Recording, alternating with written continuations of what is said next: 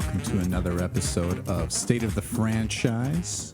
I am Tom Stadler here with my lovely co-host, Fred Dakin. Fred, how are you doing today? Doing great. I'm feeling lovely. Feeling lovely? How's the weather outside? I know you just walked in from out there. It's really cold, and I'm still wearing my shorts.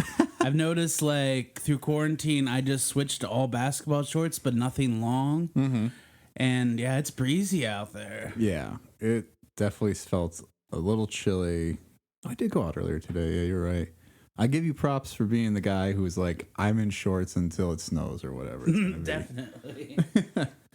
No, it's definitely getting cold out. We're hitting the winter season here, but we're just heating up with this podcast. We're keeping it coming. The content's coming out hot here.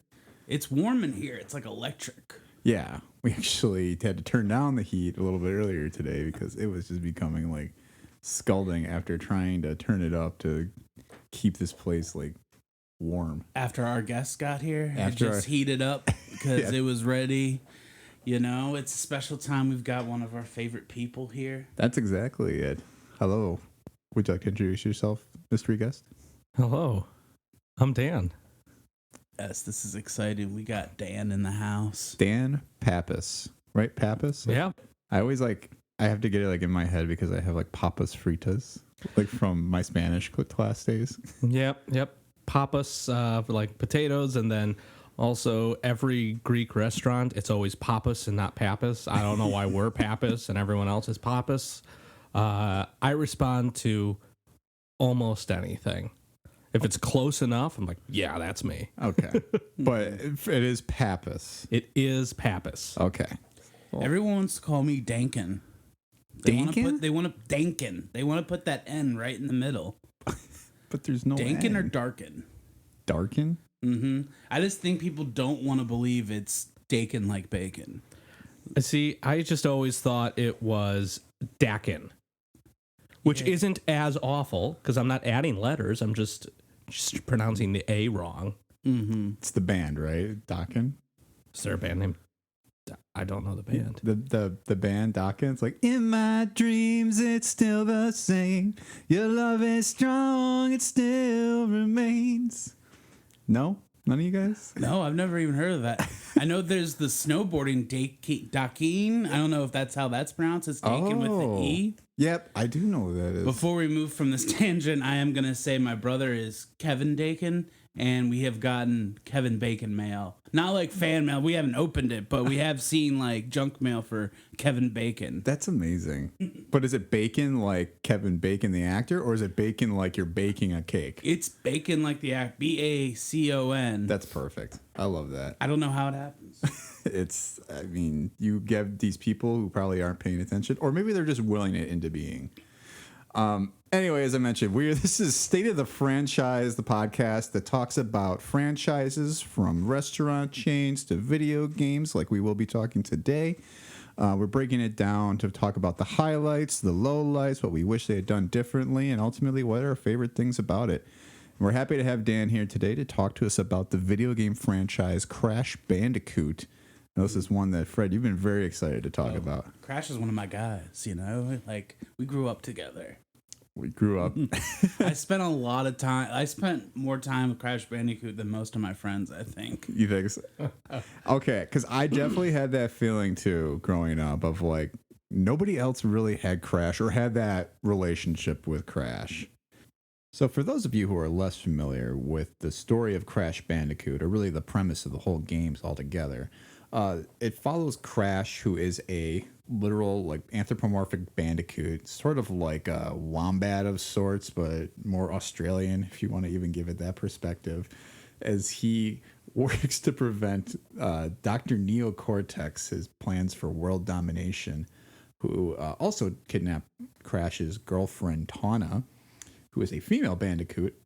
What we find out throughout the game is that Cortex actually genetically created both of these two bandicoots, and so Crash is kind of an escaped experiment.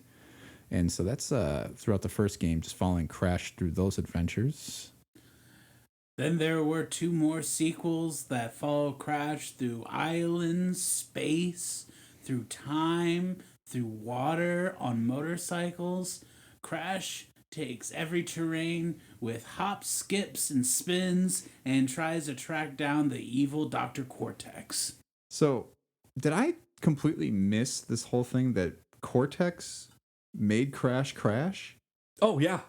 Is that in the first game? Yeah, that is like the cutscene that describes it, and Crash gets away. So Cortex was testing, and he had the Cortex Vortex is what the machine is called. Of course.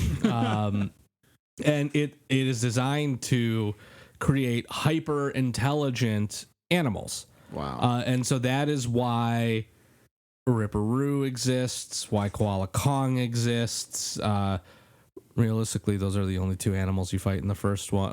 Pinstripe. Or just because he's even, technically, because he's, I don't know how to actually pronounce it, but because that's another animal, like a Potaroo or whatever it's however it's pronounced. Okay. So, like, he used the Cortex Vortex to make these things, and Crash was supposed to be his general for his army of super intelligent animals.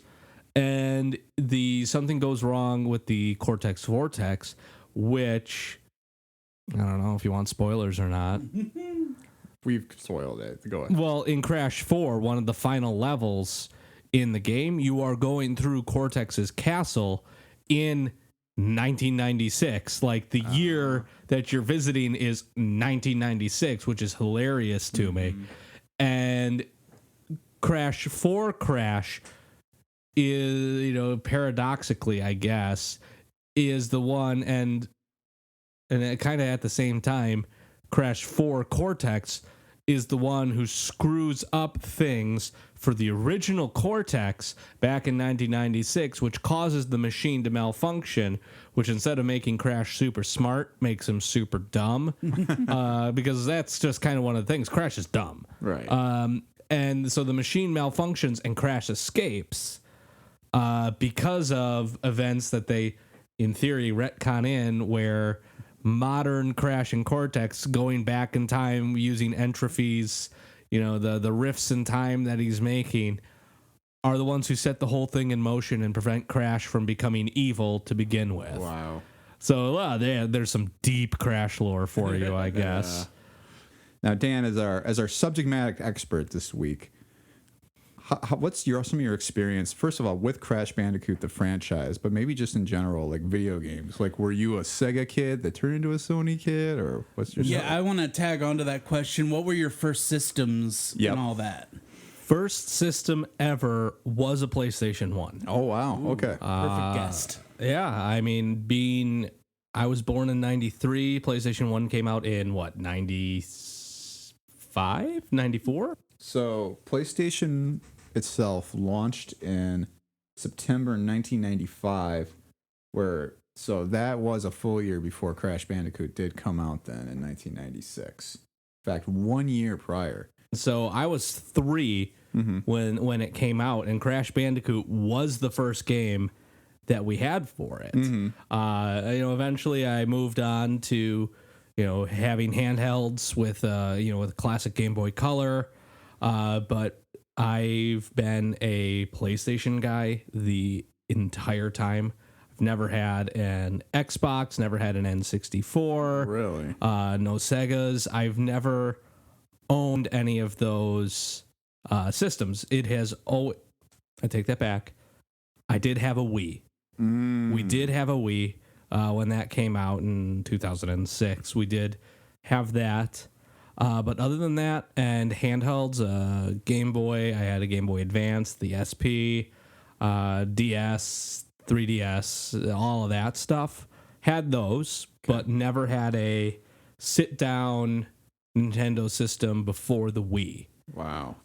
So I didn't grow up playing any of those classic games. Like, Mario's cool, doesn't have a nostalgic part in my heart. So it was all Sony all the way. I still love Sony products and all of that, and so the Sony systems now. If only I could get my hands on a PlayStation 5, I'd be a little bit happier. But I am happy with Sony, and that's probably going to be a lifelong thing at this point. What I want to know, though, Dan, so you have had just nothing but PlayStations as far as consoles outside of Wii. So you don't have like a Series X, you don't have a Switch or anything now? I've been looking at getting a Switch. Haven't done it. Okay. Fred, are you a Switch owner? I want to get a Switch, and I think this will tie into a lot of what we're going to talk about today. I'm kind of in a point in my life, like I don't game as much as I used to, and now when I game, I'll like think of like the games I have downloaded right now, like Red Dead Redemption or The Last of Us or Assassin's Creed. These are games that are just not like how the games they were before. These are like really involved games, and it just feels like a chore to kind of get back into games. And I want that sort of just like turn on and play ability that I think that's what Nintendo still does great. Like you can just throw on the Switch and like play and kind of zone out. I feel games today are so intense that it's like kind of a chore picking games and all that. I mean, it is. I honestly, so I just finished Hades recently. I have been playing the absolute shit out of Hades. It's wonderful, isn't it? It is one of the best games I have played in a very long time. It's so much fun. And you're playing it on a PS4? I am playing the Okay. PS4 port. Okay. I didn't know if that's something I could look into because you talked about it and I know you Yep. have a PS5, but now I'm kind of intrigued if you've been playing it. Yeah. Oh, I think it's on. I think it's actually all consoles now. So because it was a Switch exclusive, and then it went into, I think both PS4 and Xbone, and then now Series X and PS5. But yeah, that game. I never thought I would like a roguelike game like that. Like I've always seen that stuff online. I'm like, this looks boring as hell. I'll never enjoy it. And wow, it's outstanding.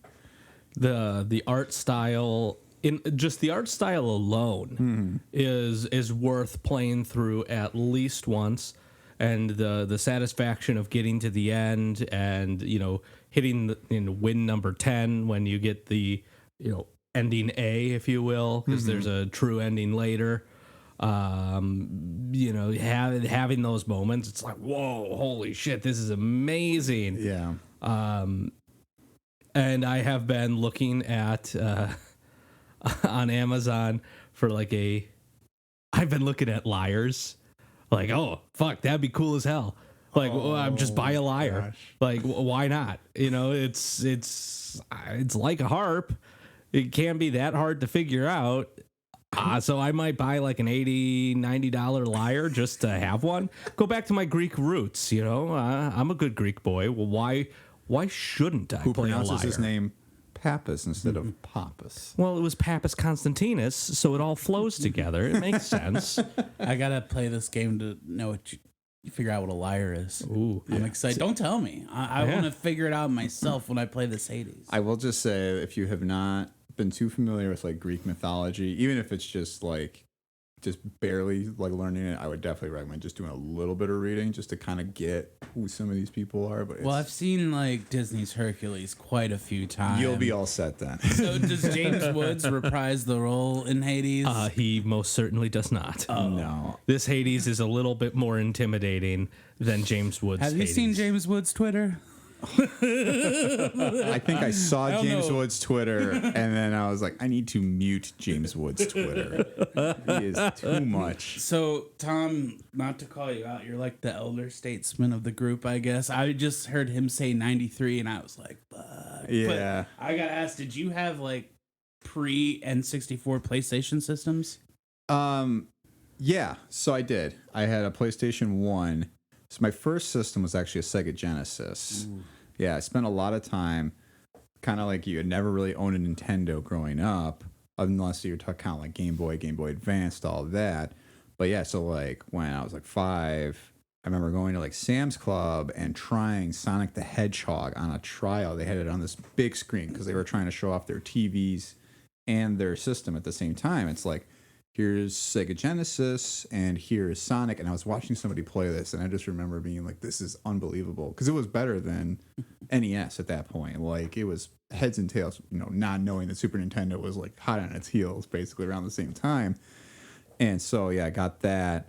I love the Sega Genesis. My parents sold it at a rummage sale without even telling me they did that. I was heartbroken because I would have loved to have had that still. But Yeah, I mean, and what actually ushered it out was the fact that I did get a PlayStation right when that came out.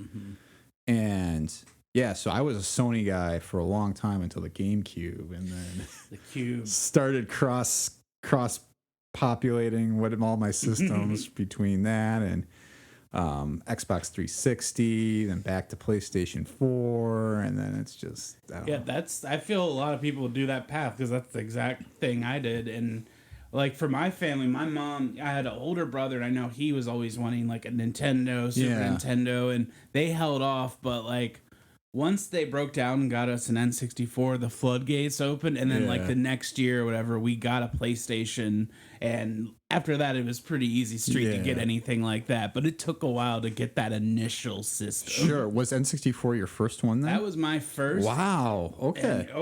And that's the one. Like it's sad to hear that you didn't like grow up with N64 because I think that might be my favorite system. Like it's hard to compare systems because they've gotten better, of course. But like I definitely have the most fondness. But I'm also a very like nostalgic person to a fault. So sure. So when you got that PlayStation, then you were like all over Crash Bandicoot and like that's about because like we would get the systems too, but then I guess it was kind of an arm twist to get games for it.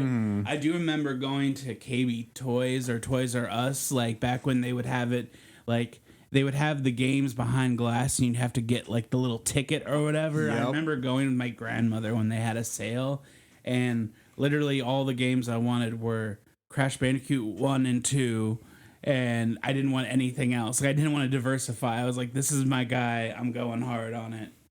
And I think it was because it was very similar to the Mario 64 style where it's like different levels. I mean, there's not as much to do in Crash. It's kind of like you have just one objective. But it was that same style worlds that were different, kick-ass music. Yeah, the music is actually very catchy. It's stuff that, like, I when you were showing us that video earlier with you listening to the song, I'm like, you can just kind of like bop out to this thing a little bit, and it's pretty fun. Dan, what was your experience then? So you started with Crash. Did you keep like getting the games? Did you buy them, or would you like just rent them, or what was your kind of journey with it? They were purchased for me. Okay. So I, at least for Crash Bandicoot 1, 2, 3, and then moving on to the PlayStation 2 for the much disliked Wrath of Cortex. Well, and honestly, even the ones beyond that, if there was a Crash game, because I had such a passion for them, those were always purchased. We rented games. We'd go to Blockbuster and rent games every once in a while, and I would try new things. But it was always, this game was purchased. I think Crash Bandicoot must have come in a bundle with the PlayStation 1, and that's why we had it, to begin with, and it was just phenomenal. And I remember so vividly that experience of starting a new game and just hearing him scream the whoa, and then the wood comes flying up from the background, and then the Crash Bandicoot flies in on top of that. And then the thing that was, I think, most incredible was the if you left it long enough, the demo sequence just picked up, and he basically just turned around and started going. Yeah, and I think that just from a perspective of looking at games now and the technology and what they kind of had in '95 or so when that game came out, or early '96.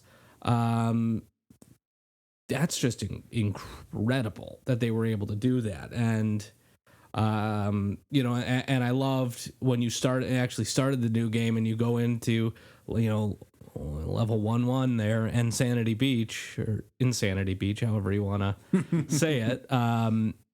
It always starts, your first playthrough, the first time you're going into that level, it always starts with the cutscene of Crash lying face down in the sand and getting up and spinning himself out, and then you just get into it, and that was just so memorable. And that first level is so memorable. I could probably to this day on on an original PlayStation 1 navigate through that level with my eyes closed. Yeah. I have gone through that so many countless times.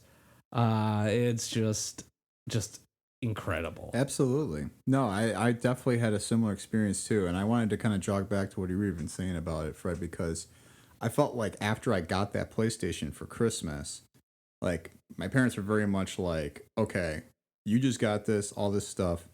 We're not spending money on new games. Play what you got. And it's like all I basically had was Crash Bandicoot. It's kind of like you, where it's like, you know, you spent so much time doing the same levels over and over again that first level is like, it is ingrained in your brain, where it's like, and it felt so cutting edge at the time too, where you're going through the obstacles and you're like jumping through the you know, the crates and everything. And it was like, whoa, like, you know, when you hit it in Mario, it just goes brown, done. You move on to the next block, right? But now it's like, okay, the thing explodes and there's like, it has like its own certain effects. It just was like, it's a total mind blower for the time. Yeah, it was great. That first, the level really introduced us all to the 3D environment of like games like that. You know, like for comparison though, Super Mario came out actually 2 months before Crash Bandicoot did. So Super Mario 64 I'm talking about, which that's very close. Or I'm sorry, it was actually same month North America. Oh wow. 2 months prior in Japan. So that's a big shift in the video game market if you guys think about it. And it's impossible to imagine now. Mm-hmm. Or like, because they would have like the side scroll style for like bonus maps, but you could also like run off the side of it, which was like totally new because before it was just left or right. And I think it was a great game for kind of taking the old style of games, which is very much like the side scrolling, very frustrating. Because that's the thing I always think about. Like, I didn't have Nintendo, Super Nintendo, Sega, and when you go back and play those games, they're frustratingly hard. And I feel they really came into their own with like Mario and Crash Bandicoot because it had that level of frustration and kind of the timing things right. But I didn't want to throw my controller across the room. I mean, there were times. Yeah. But and it's also kind of reflective of like what kids are into because Mario I feel is like kind of mass appeal in a sense, but Crash like got attitude. He's like Nickelodeon.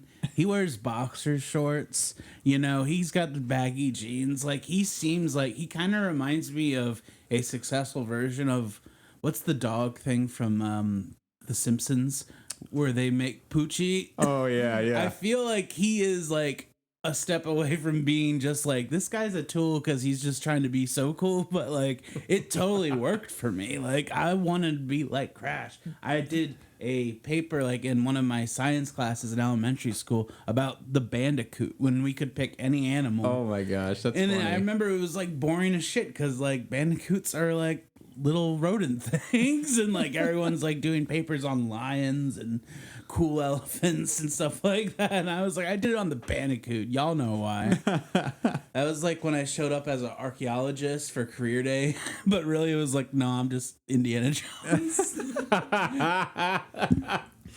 Listen, all kids should feel like they could be Indiana Jones. So you were very justified in that. It's funny though you guys are talking about like that feeling of like making a cool character because I feel like there was something about that, almost like the counterculture of Nintendo in the mid '90s. And I was just remembering this documentary I saw on Netflix called High Score, which is like all about the history of like video games, like how we got from, you know, like Atari and like arcades all the way to now.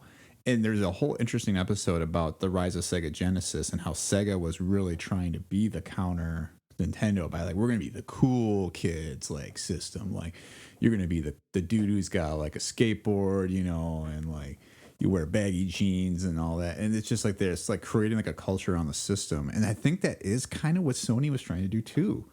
And it's just very interesting to think that like, yeah, they even built a character that was like very representative of like, we want these like skater kids kind of like outside the lines, you know, the outcasts, like we're going to be there for them. And I don't know, do we feel like Sony is still there or do you think it's changed a little bit? I mean, everything changes, and as things have developed and gaming in general has changed from a very, very individual thing to a mainly social thing. When you think of the state of, pardon the pun, Sony pun, state of play these days, I think that's what they call their press conferences, are always the state of play. Yeah. Almost every game is geared towards a multiplayer experience. And games that you wouldn't think would have one, for example, the relatively recent release Ghost of Tsushima, which was a Sony exclusive on the PlayStation 4. Beautiful, story-driven, single-player game that they eventually added a multiplayer to. And don't get me wrong, they did it well. They did it surprisingly well for the type of game and gameplay that it was, but it felt so unnecessary. And at this point in time, I don't think that there is a system for the rebels anymore. I don't think that's a market that exists, because now it's about how gaming has become such a large part of culture that gaming is about bringing people together, and systems in the fact that some of them are introducing crossplay, and it will eventually be in the next 10, 15, 20 years, it will be one system and just games being developed. Yeah. There will be a point, in my mind at any rate, where either Sony or Xbox stops producing their own individual system and having exclusive games, and it becomes this game, and Microsoft is backing this one, Sony's backing this one, but everyone can play on a individual system. The only one that will never go along with that is Nintendo. Nintendo will never do that. Nintendo is their own thing, and that's fine. Yep. But the rapidly declining difference between the quality of a PlayStation system, of an Xbox, and even playing on a PC, they are going to be the same machine within the next couple of years. For sure. Well, unless you count Cyberpunk, in which case you can't play it on anywhere but PC. And even on PC, it doesn't run that great either. Well, that's that. We're not talking about that game. Yeah. Well, it's kind of like you're saying that the systems are afraid to be niche because they're not going to make as much money. Is kind of like the vibe I'm getting from that. And it was interesting. You said, like, you're talking about the Ghost of Tsushima, how like it's character driven. And that's just something like you wouldn't have thought of, like, video game characters having arcs and story like points, like because back in the day it was like they were creating iconic characters that were mostly just it was just a visual thing. Like I made a list, like Banjo and Kazooie is very much like they have personality, but it's very much in like their physicality. Or Lara Croft, I don't think in the original games had very much of a personality or like story to it. But now when you play the games, I don't know if you guys played like more modern ones, it's very like the story driven. I think that's kind of interesting because video games are just a completely different animal today versus then. You're right. And something that I think helped change that narrative and change it is sticking on brand here and on theme, Naughty Dog. And Naughty Dog's departure from when they lost the rights of Crash Bandicoot after Game 3, and Universal Studios took over, and that's when we got Crash Team Racing and Crash Bash and all of the bad Crash games in between. Whoa. Let's not call Crash Bash a bad game. We'll get to that, I imagine. But when Naughty Dog comes back and they come out with the original Uncharted, which was not quite a launch title. It was about a year after the release of the PlayStation 3 was Uncharted. And then just a game that felt like you were playing a movie. Yeah. And then you get to Uncharted 2, and that if you just took the gameplay elements out or took the minimum amount of gameplay and went from point A to point B to telling the story, that could have been release it in theaters as is. Like that game was a movie. That was and it like was the phenomenal. commercials for it. I remember it was like, my girlfriend's so dumb. She doesn't know I'm playing a video game. Well, Actually, I do remember. I had forgotten about those ads, but as soon as you said it, and then it would cut to the PlayStation executive who was like, well, actually, PlayStation. I do remember those now. Yeah. I had blocked those out. It is funny though, because it has been such a tremendous evolution for them to be like from a company where, I mean, and just to kind of get into the history a little bit, even now, talking about how they were basically just trying to develop like the concepts, like you were talking about, Fred, where it's like we just want a character. Like I know Crash, when they originally developed him in like '94, he was Willie the Wombat. Yep. Which they thought Willie was an inappropriate term, and we're gonna call him like Wuzzy. They're like, can you call him like Woozy or something like that? And they're like, what's wrong with Willie? Like, and I guess at the time, you know, he had a lot of immature kids, probably. Penis the Wombat. Penis. So they eventually changed his name to Crash because of that reason. But to even pick up off of that, you know, talking about how were truly trying to develop for that time. They're like, we're gonna make a 3D environment game.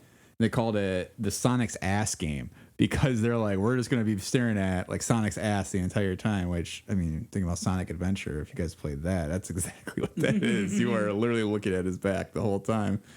And it's crazy that it did go through that evolution where really it was all about how can we develop something new to, like, you know, something that feels similar that is different to now. Yeah, like they said, like Dan was just talking about, now it really is like, can we make the best story? Can we make the best looking thing too? I mean, I think they were still trying to do that from a different perspective. I mean, now it looks like blocky and all, like, you know. Well, and that, yeah, of course it looks blocky now. Yeah, but even still, the amount of depth and color that they were able to create in that environment with what they could do with the technology of the PlayStation, and all of the different settings that they were able to jam pack into that game. You know, from being in jungles, the running up a river, jumping on logs and lily pads and stuff, going up a river, and honestly, water looks pretty darn good. it still does, for sure. You know, and slightly different gameplay styles in it as well. You know, running to and from the camera. You know, when you're running towards the camera on the boulder levels. Scary bear. Yeah. You know, and the couple of levels where you get to ride a hog. And there's a couple of different gameplay styles and elements. The boss fights have all of these different elements to them that it's phenomenal what they were able to do with that technology. And it's honestly not that far removed from the 32-bit consoles. It's really, you know, PlayStation, it's in that same neighborhood of the N64 with the 64-bit. I think the PlayStation is a little bit more with the way that disc technology could read at that time. Yeah. So you could graphically do more, but just incredible. Are you guys familiar with the whole history of how Sony came, like the PlayStation came to be? Yeah. I am. I have not. So I'll give some other history that I didn't actually even research for this, but I know it. It's so Nintendo was actually the one who was commissioning building a CD like add-on to the Super Nintendo, and so they had like other like basically like home video producers or developers to like work on the system for them. So they had Sony, who was developing the PlayStation, and then they had Philips. I don't know if you've heard of the CDI. Ugh. It's the one of the worst systems you'll ever see. It's got the notoriously awful games, but they had like licensed to like Nintendo games, so they have like these real cheap knockoff Zelda games and Mario, and it's like a meme online. There's like these like really like crazy like awful animated cutscenes, but Yeah, but Sony realized they were sitting on like something really good. They're like, we don't need Nintendo. We're just gonna go do our own thing, and then that's how the PlayStation came to be. Oh wow. And Nintendo just completely curbed the other way. Like, well, I don't know, the CD technology is what we want to do. We're gonna go develop more cartridges, do N64. Before finally getting on the GameCube, we're gonna come up with little like slider-sized CDs. Which, even just thinking about the size of some of the games that they got on those tiny micro discs like that, that's incredible too. Like those, like pizza bagel sized. Yeah. Which checks out because early 2000s is when GameCube came out. So yeah, of course, the height of the pizza bagel craze. Yes. They got their pizza bagel discs. One pizza's on a GameCube. Can I have pizza anytime?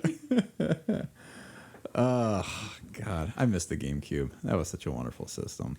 Yeah, that one was. I remember when it came out, I was like, I don't want that, and then going to a friend's house, and it just like being a game changer for me. Yeah. It was the Spider-Man movie game, which just like for movie game, I think that was one of the best like movie games because like you were able to do the Spider-Man flying like kind of freeform through the city, which I feel like everyone wanted to do. Yeah, man, there are so many Spider-Man games. I mean, the most recent one on PlayStation 4, now 5, is probably the best one by far. Oh, for sure. But it's so much fun playing those old Spider-Man, even the movie games. I loved like even the PlayStation and then 64 Spider-Man games. I thought those were pretty fun. Oh yeah, not Superman though.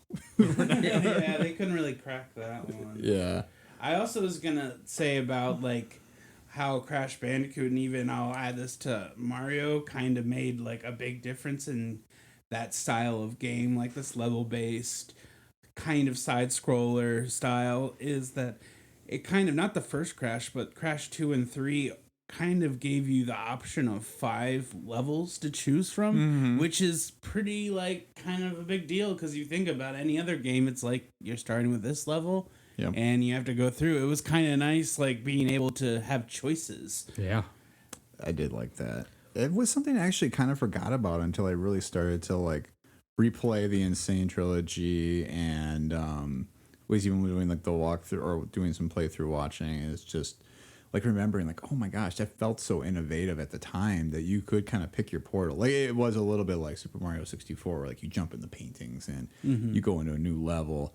But like I still just like the way that they always were like, we're going to try and add a little more element of something different than what you saw before, even though the play kind of all felt the same in each of those games. I don't know. That's something I wanted to kind of talk about here as we get even into like the highlights of the series too. Like 1, 2, and 3, I remember all being very fun. But, do you guys feel like there was like a significant step up with each of the games, or was it very, I don't know, or did it feel similar? I guess there's. In my mind, there's absolutely a step up between all 3 games, which is incredible, seeing as each game was released a year apart from the last. Crash 1 in 96, 97, and 98. And then Crash 2 and 3 released exactly a year later. They were both released on Halloween in 97 and 98, respectively. And what they did from Crash 1 to Crash 2 was implementing the warp rooms, as you talked about, but then they added just so many more movement options in Crash 2 with the addition of being able to slide and do the crouch jump, body slam, and body slam, which were the 3 main motion changes. But then they added and not used much. But there was the jetpack motion, movement. There were, the levels where you do get to ride Polar. The polar bear was amazing. The polar bear that you get to do. And then they do have, some side-scrolling sections. But the thing that they added for replayability was having multiple endings as to whether or not, because you beat the game just by getting all the crystals, but there is the secret ending if you find all 42 of the gems. And the replayability and finding the secret warp room with all of the hidden levels and the that have a secret gem or lead you to a different path in a different level that unlocks something else, or that's how you get one of the colored gems. And I specifically remember being frustrated to no end as a kid, seeing the red gem hanging in the air in level 3 Snow Go, just looking at that gem and not being able to get it. And as an adult watching speedrun videos and stuff, seeing people like break the game and do the the super specific techs to jump again in the air somehow and get that gem without having to go the long and difficult way around makes my past self sad. Or the big add-on for 2 and 3 was the use of the analog stick, right? Because you couldn't use the analog in the first one. Yeah. Yeah, that is true. But then they expand on the movement options even more in Crash 3 with the addition of the double jump, the tornado spin, so you could actually kind of glide a little bit.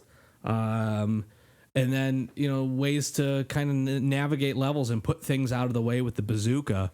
And then lastly, by adding the time trials to be able to go through levels, and, you think that's all well and good, and then you finally beat the game and you get the super run ability where it's like, oh, well, now I can actually get all of those, I can attempt to get the platinum relics and go through. That it took this initial concept, it expanded on it in 2, which I think some of the best level design was in 2. I loved the level design in 2. I think if there's one that I go back and replay more than the others, it is 2. But then 3 takes it to that next level where it adds all of the cool stuff, the motorcycle stuff like that. I think Crash 3 highlights we want Crash to be cool as hell kind of aesthetic, because he gets to go scuba diving. His sister comes in as a rad late 90s girl power move. She gets to ride a tiger. She did dress a lot like a member of the Babysitters Club, and I was very much like, yes. But then each of them gets a level where they get to fly a plane. And then the fourth boss, when you're fighting Engine in Crash 3, you play as Coco instead. Or is it? Do they combine powers at some point? I think they combine powers in the second half of the fight or something. I'm trying to remember too between 3 and 4, because I know in 4 it's like you can kind of like switch between them a little bit. Yeah, in 4 you can play as either throughout the entire game, which is a nice touch, and they play exactly the same, so it's not like there's a benefit to playing as one or the other. And it's, if you want to play as Coco, you play as Coco, and it's great. And yeah, I do want to talk about 4 at some point too, but yeah, what was your experience with 1 through 3, Fred? You agree? I definitely throw on. I'll jump ahead. I have the remastered, and I throw that on quite a bit. And back in the day, it was all about 2 for me because I didn't own 3. That was something that I did get to play a little, but it was something I always wanted. But now when I go back, I actually really enjoy 1, but I think it's benefited by having the remastered copy and be able to do all those extra movements you couldn't do in the original one.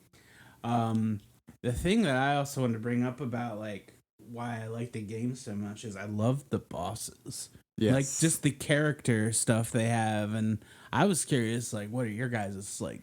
Who are your guys when it comes to the bosses?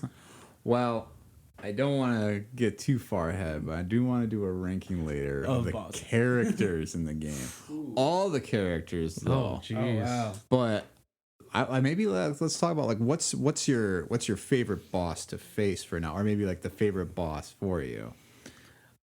I remember being terrified of in Crash 1 Brio. Oh yeah. When you're doing this, you're dodging all of his slimes and and shit, and then he drinks the potions and turns into that Frankenstein, and he just comes charging at you. and you're there, and it doesn't seem like there's anything you can do about it. And then a brick drops on the floor that you can jump on to then jump on his head and send him back, and and do that damage. Mm-hmm.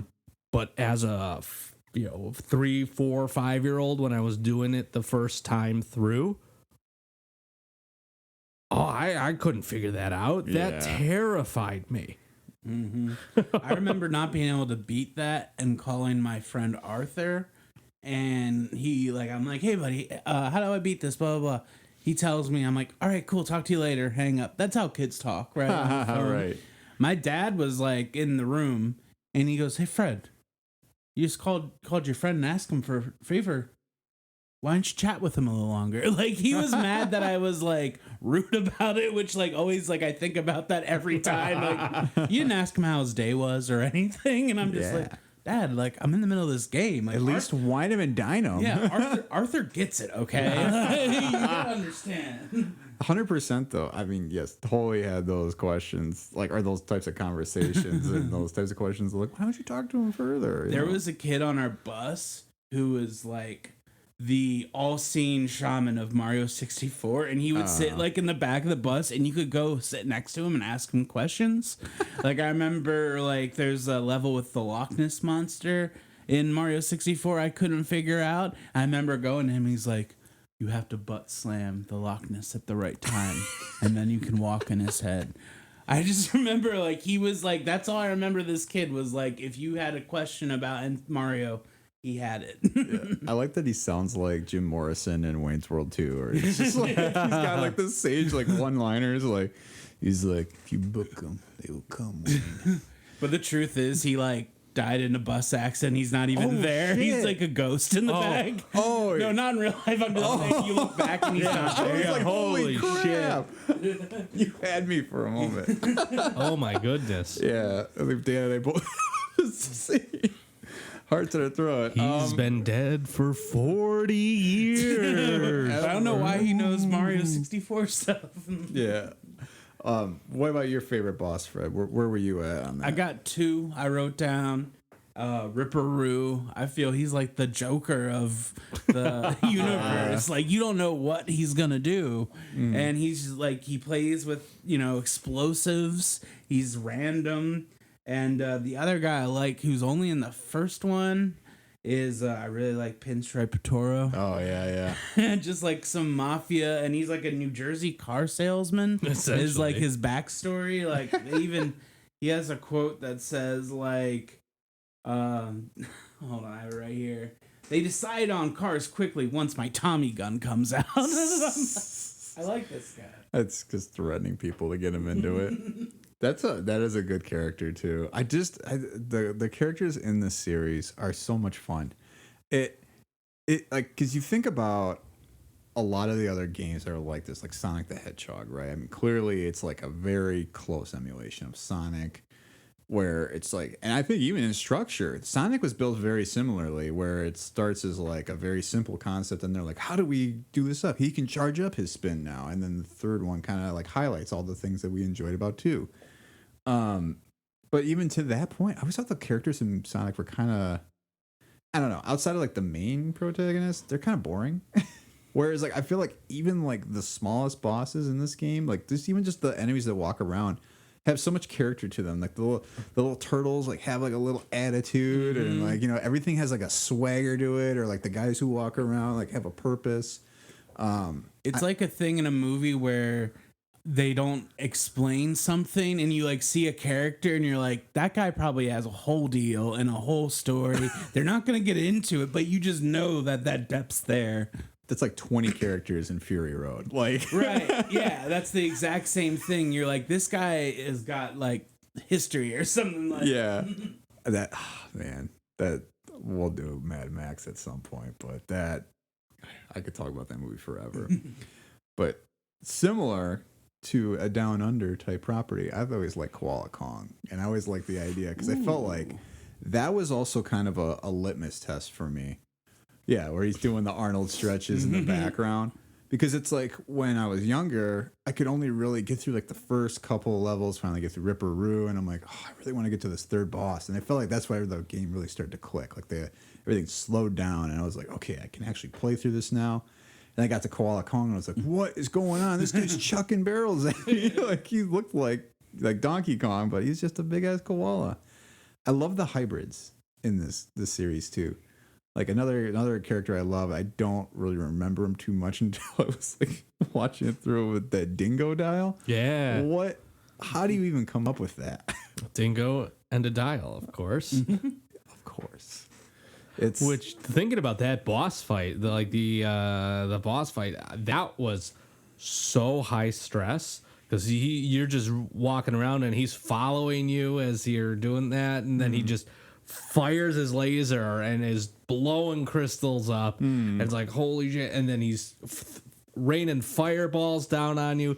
That was a stressful boss fight in Crash 3. Yeah, that was something. So you said you think the second one's your favorite game? The second one is it. I do firmly believe the second one is my favorite game. Okay. There are less levels in the second game that I think about and go, oh man, versus 3. And there's definitely some levels in 1 that are a big roadblock, Like the specifically. towers. Yeah, what is it? Slippery climb. I mean, both of the bridge, the road to nowhere and the high road, with the broken bridges that you're going across.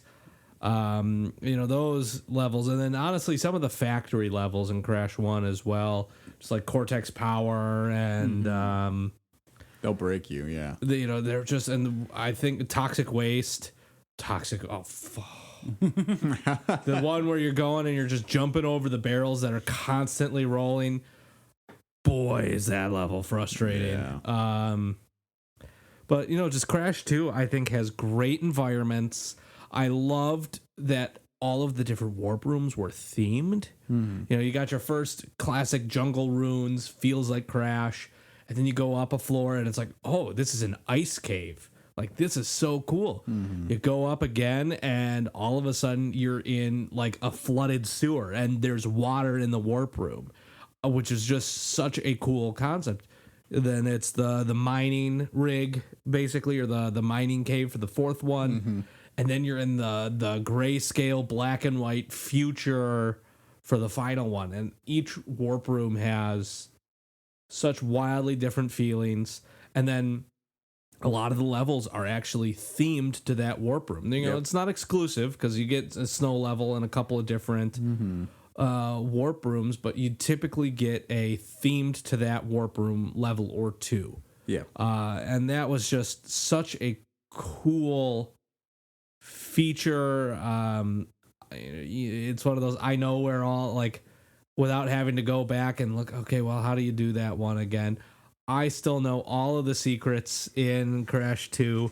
I can go through it like, oh, I remember this is the spot where the nitro crates aren't real and you have to go up those, and that takes you to the pink gem. And, I remember all of that stuff with that game. And that one is just the best. And I remember loving the engine boss fight in that game, where you're just standing on the platform throwing wumpas at him, like, here we go, just throwing fruit, trying to get through, that boss. And the Komodo brothers were great.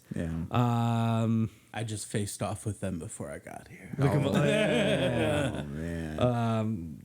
It's just the only the only truly lackluster boss fight is the last one, where you're just chasing Cortex on the jetpack through the asteroid field. I do remember that. Yeah. That's honestly the only lackluster part of it, especially considering how tough Cortex was in 1 and how much more difficult he was in 3, with the addition of Aku Aku and Uka Uka duking it out and firing lasers and shit, and then you're dodging all of Cortex's mines. And so he's like super difficult in 3, incredibly difficult in 1 with how limited your motion is, and then it was a joke in 2. So that's I'll put that in the lost column there for sure. Okay. Did you guys know about the bear in the warp room? I did that. You know about this bear in the warp room? Remind You me. jump on it 10 times, you get 10 lives. What? Yes. Oh man. He makes a little sound every time you jump on him too. He's like he squeaks like ow. He like goes flat. Like that. Oh my gosh. So that's what it's supposed to just be. You jump on him 10 times and then all of a sudden just you get 10 lives and you can only do it once per playthrough. Oh. I mean you can jump on him as much as you want, but you only get the lives once. Sure. Man. That's like you feel so bad after you're jumping on it for a And while. then, like, talking about the levels, the thing that would frustrate me was, like, the tower levels where you'd have the, like, landings that were, like, up and down and you would spin them. Yeah. And they'd go flat and you'd have to, like, build yourself up and then you fall to the bottom and then they all, like, rotate back to straight up and down. I think those are, like, my most frustrating and like parts in the Crash games. Absolutely. I remember the first time coming through that level and it seems so easy and then you're just like you miss time one and then it just like all falls apart because then you just get more and more frustrated and it just mounts against you. It's like expecting you to be patient. Fred, where you sit on the series, where would you say your top game is? I'm gonna agree and say too. Like I said, I've been enjoying one when I go back to the remastered. Yeah. But if we're looking at the original text, I kind of agree with Dan. I mean, maybe if I owned the third one, it would have been different. But I did always have a feeling. I think the third one is great from when I play it, but I did feel they like really threw everything at the wall in the third Yeah. one, and the second one is just tighter. Yeah. You know. 100%. You do get that feeling too. I think, like you were saying, when they were like developing the warp rooms and everything has its own feel, everything's got its own theme, and then all the levels are on theme. Where, like, yeah, the third one, it just does kind of feel like it's really trying to mix things up so much that it's like, well, okay, there's a couple misses in there too, and it just doesn't add as much as you want. And I think it's because they tried to add the time travel aspect to Yeah. it. And so you got the prehistoric levels, you got the future levels, you got the ancient Egypt, and you get to go to all of those cool time periods.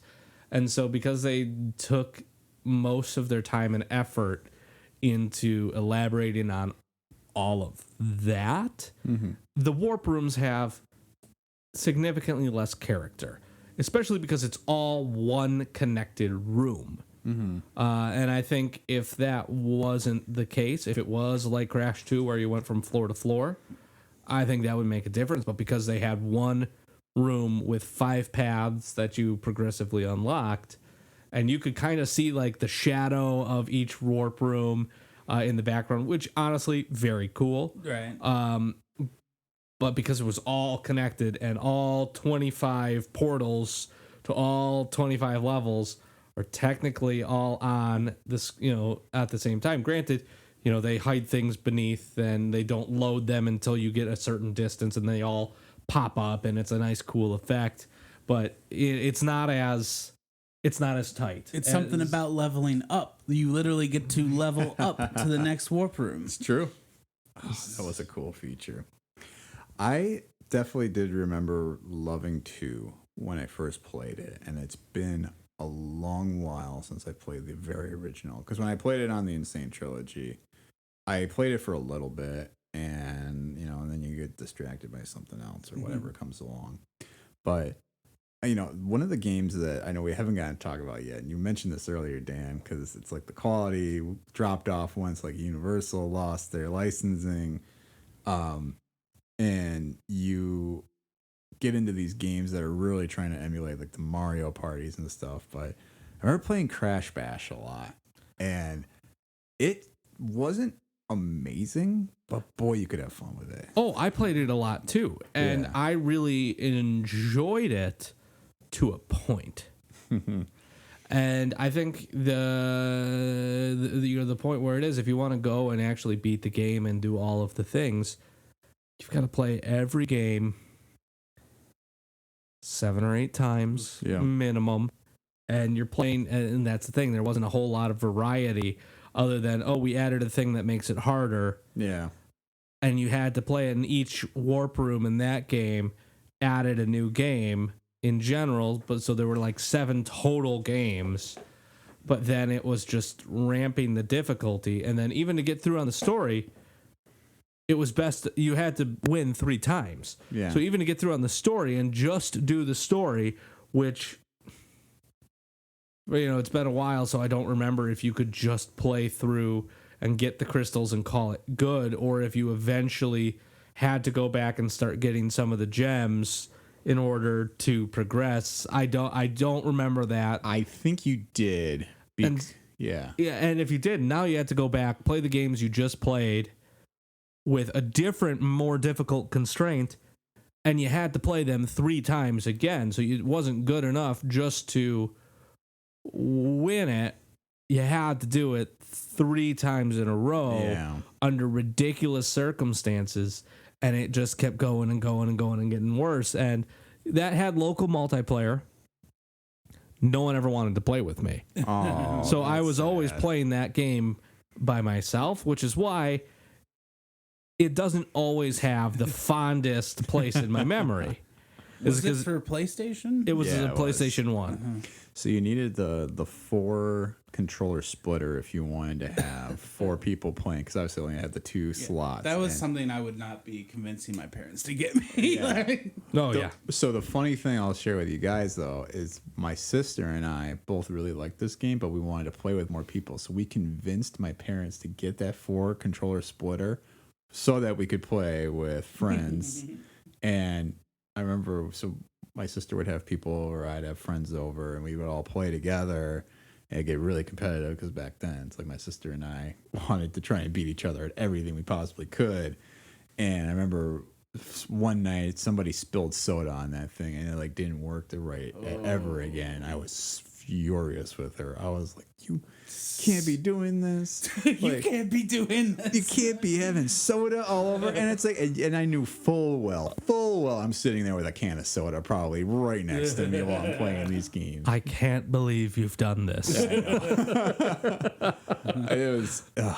It's just like, I was like acting like a parent, and it's just, I was so protective of that PlayStation. But I think that was why I did have a lot of positive memories, because it was like playing Mario Party or like playing Mario Kart or something where you did have other people. And I think if I would have had that same experience and I had people actually playing that game with me, maybe I'd have a better feeling. But trying to go through a party game solo to get to the end, to beat it, not the most fun experience. Yeah. People wanted to play other games with me. I'm not trying to say that as like a very incredibly sad thing for me to be saying, which maybe it is sad and I can't recover that, anymore. But like just that one, no one wanted to play because none of my friends were as into Crash as I was. Sure. Some of my friends liked it. My best friend growing up, Matt, liked Crash, but not like I did. Yeah. I had in middle school, I had a homeroom teacher that actually had a system in his room, and every once in a while he had Crash Team Racing, and we got to play that, which is pretty crazy to think about because that's kind of a hot button issue right now is CTR in schools. Boo!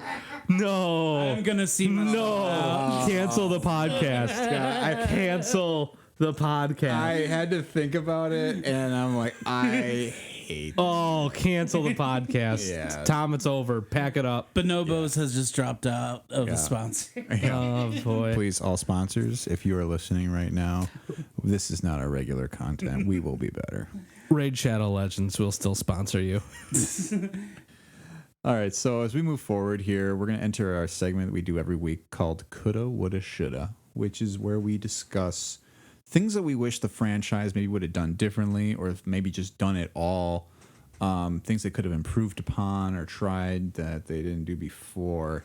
I think with Crash, there's definitely something to it, because when you think about how they did try to kind of depart from it after the third one, and get into like the racing game that we were just talking about, and to get into like Crash Bash, it really felt like they were really trying to push forward this whole thing of like, we're going to get into that multiplayer thing that you were talking about earlier, Fred. Like that's kind of the or I'm sorry, not you, but Dan was making that mention.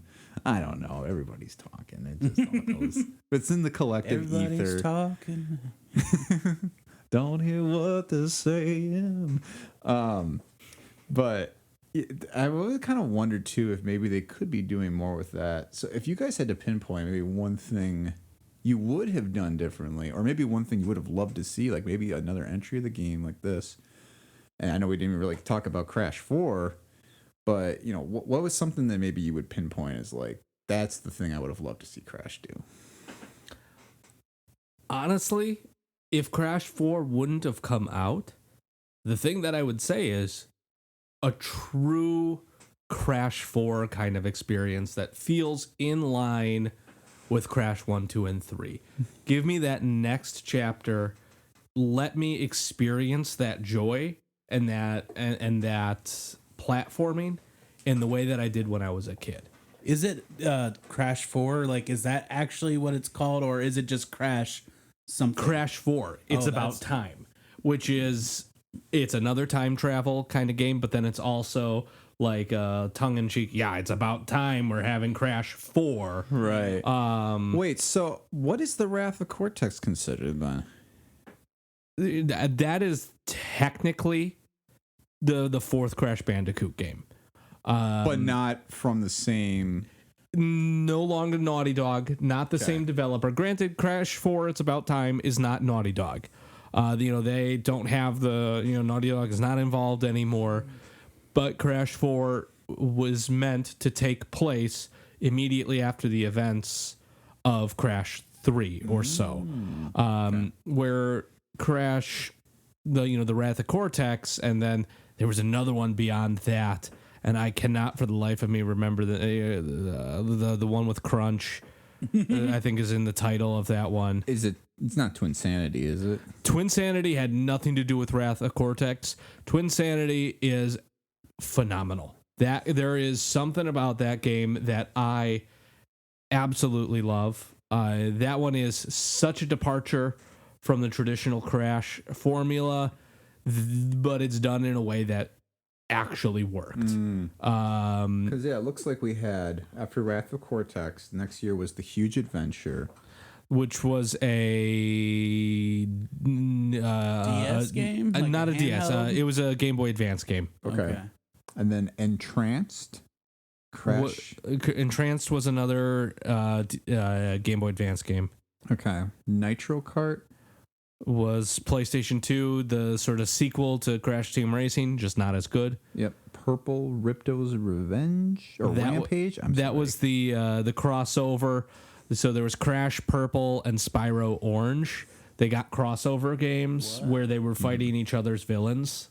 Oh wow. And whatnot. It was a neat concept. It was not executed incredibly well.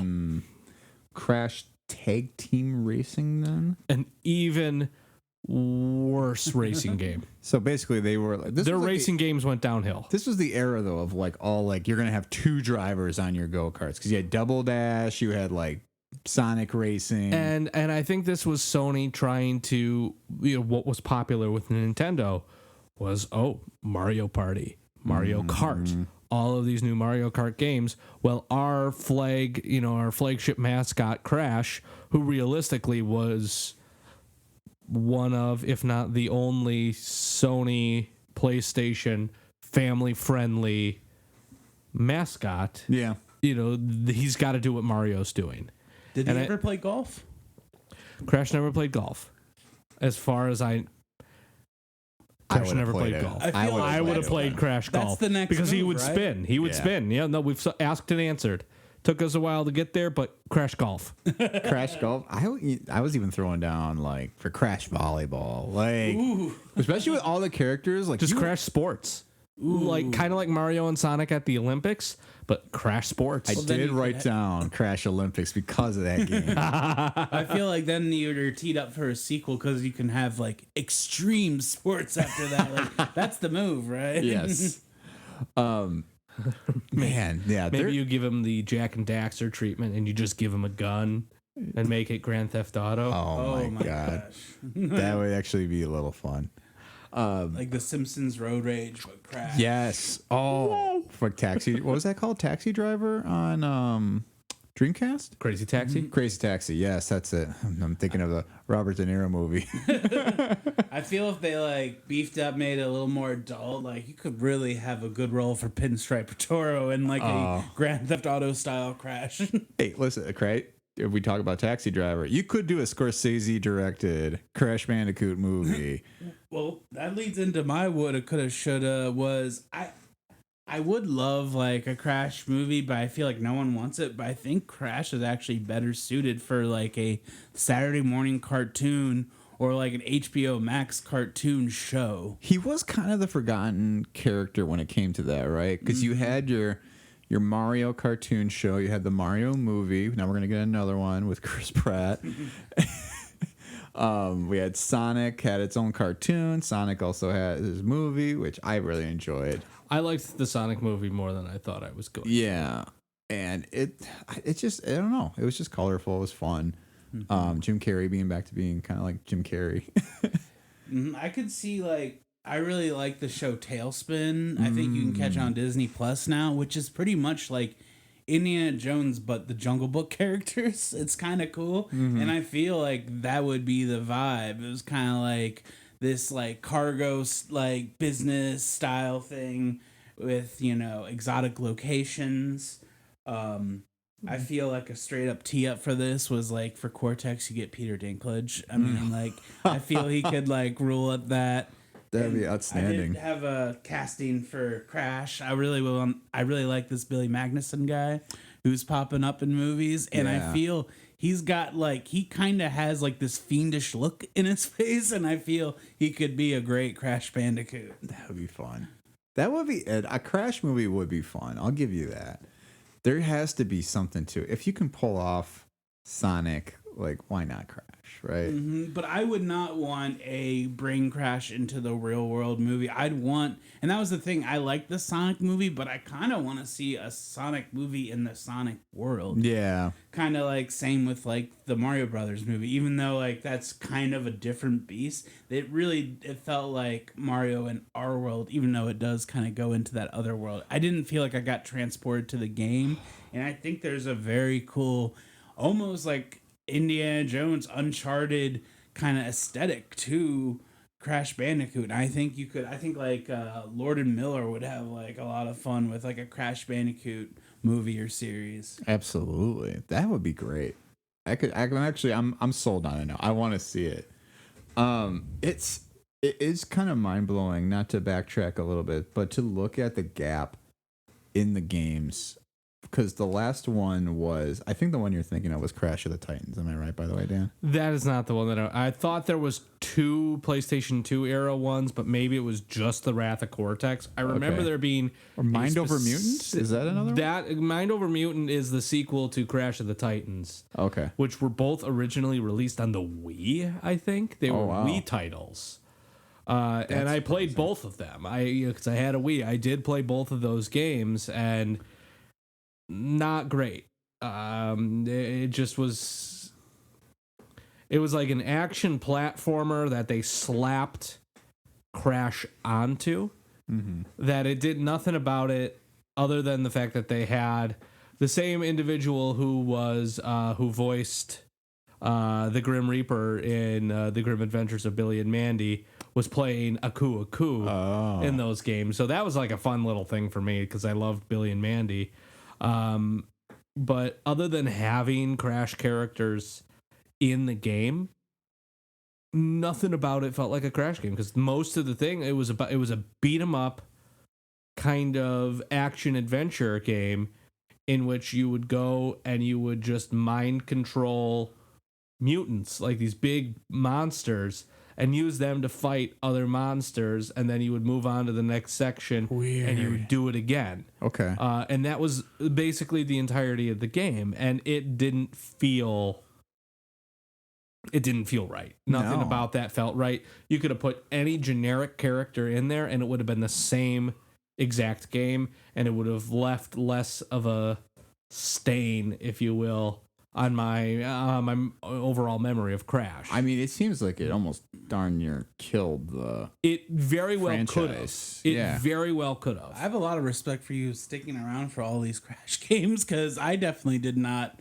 And I've been voicing how much I grew up on it, and it seemed like you stuck around for better or worse. I had and played all of the Game Boy games, the Wii ones. I think I've played everything on the list. Just every single Crash game. I don't think there's one that I haven't played. Wow. That's commitment, man.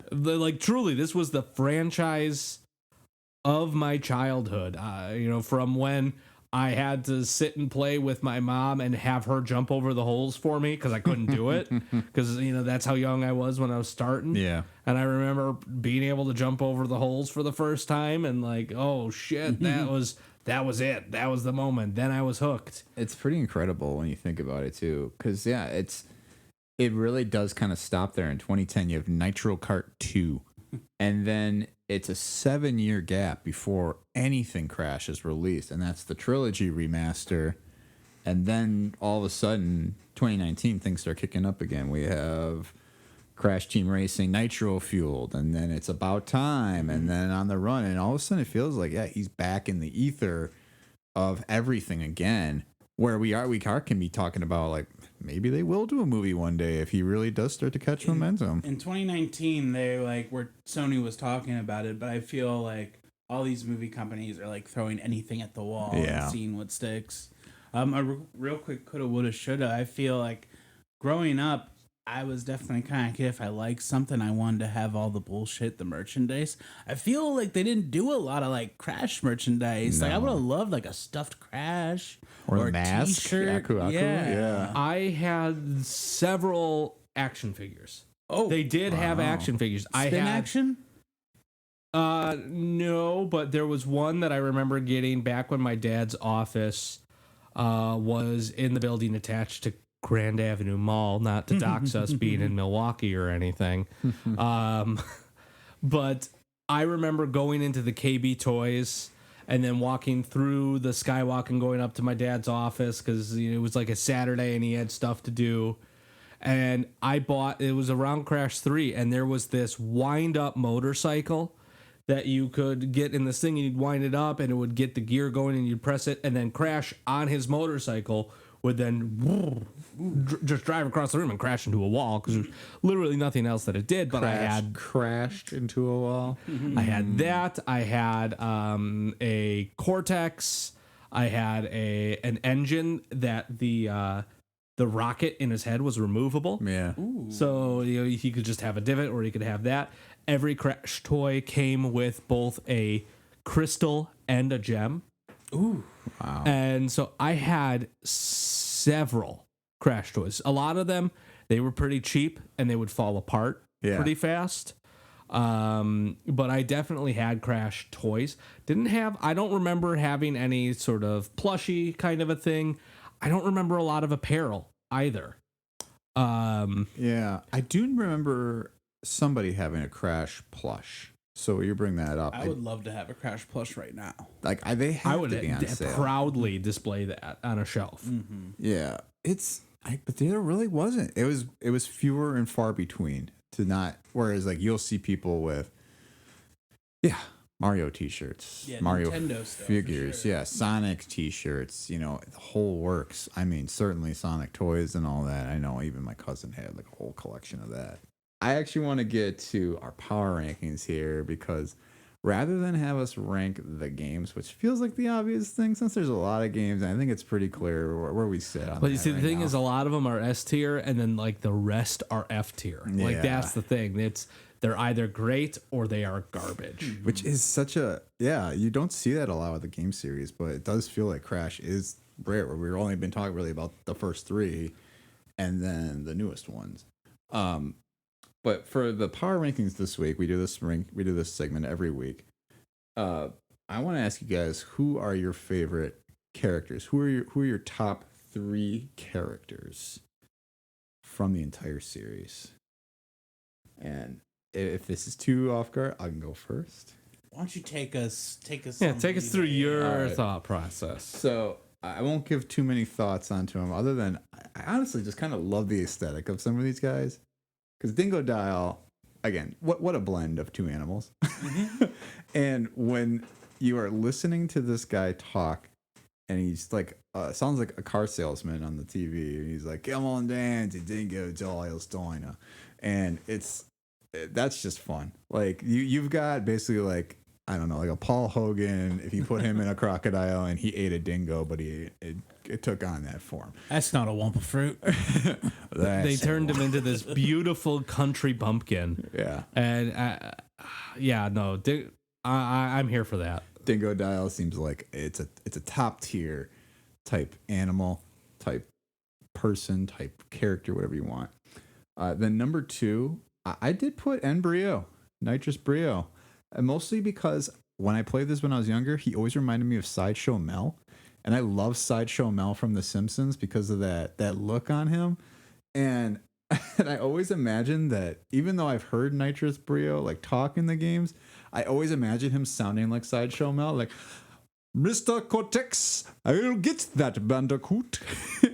It's just, and I know that's not, but that's what his voice should be.